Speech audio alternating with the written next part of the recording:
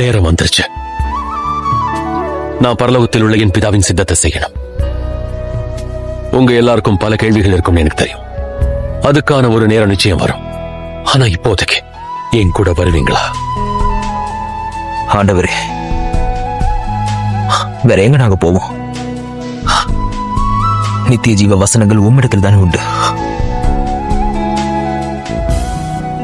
உங்களுக்கு எதிர இருக்கிற கிராமத்துக்கு போங்க. போன உடனே அங்க ஒரு கழுதையையும் அது கூட யாரும் இதுவரை அமர்ந்திராத ஒரு குட்டியையும் கட்டியிருப்பதை பாப்பீங்க.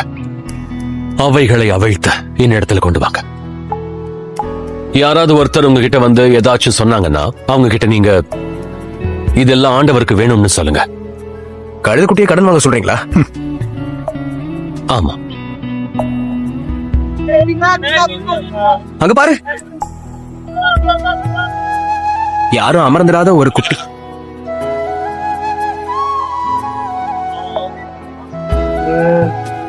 எதுவாதான் இருக்கும்.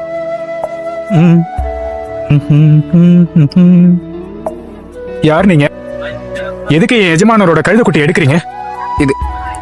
இது ஆண்டவருக்கு தேவைப்படுது. எங்க எஜமானர் கொஞ்சம் பொறுங்க. இதை எடுத்துட்டு கழுத குட்டி மேல யாரும் உட்காந்துருக்காங்களா? தயவு செஞ்சு பதில் சொல்லுங்க. இல்ல, யாரும் உட்காரல. ஆனா இத பத்தி ஏன் கேக்குறீங்க? ஆண்டவருக்கு இது தேவை. நீங்க லாசருவை எழுப்பின நசரேயன் ஆகிய இயேசுவோட சிஷ்யர்களா? சிறையிருப்புக்கு அப்புறம் உங்களுக்கு தீர்க்கதரிசிகள் சொன்னதை பத்தி தெரியுமா?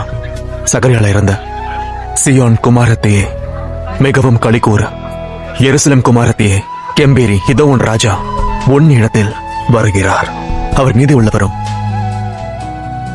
உள்ளவரும் ரட்சிக்கிறவரும் தாழ்மை உள்ளவரும், கழுதையின் மேலும் கழுதை குட்டியாகிய மரியின் மேலும் ஏறி வருகிறவருமா இருக்கிறார். கழுதை குட்டியாகிய மரியின் மேலும் ஏறி வருகிறவருமா இருக்கிறார்.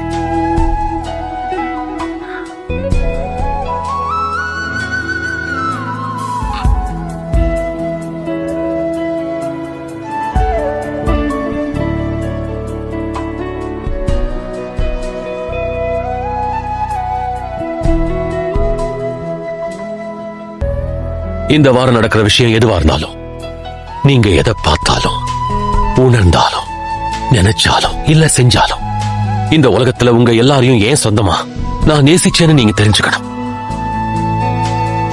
உங்களை கடைசி வர நேசிப்பேன்.